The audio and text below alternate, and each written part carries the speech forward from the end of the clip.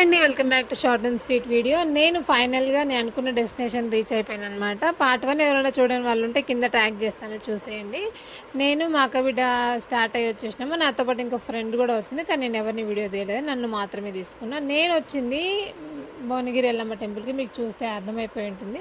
నేను నాకు తెలిసిన వాళ్ళు ఫొటోస్ పెట్టడం, వీడియోస్ తీసి స్టేటస్లో పెట్టడం చూడడం తప్ప నేను అసలు టెంపుల్కి వెళ్ళనే లేదు. ఫస్ట్ టైం వెళ్ళినా, నాకైతే చాలా మంచిగా అనిపించింది. అక్కడ మంచి వైబ్ ఉంది, డివోషనల్ వైబ్ ఉంది అనమాట. సో అక్కడ బోనం చెల్లిస్తారు, ఇంకా బియ్యం పెడుతురు, ఇంకా చాలా చేస్తారు. నాకు అవన్నీ తెలియదు. మనం వెళ్ళినామో దర్శనం చేసుకున్నామో వచ్చేసినామో. మా ఫ్రెండ్ మాత్రం బోనం చేసింది, బోనం అప్పచెప్పింది.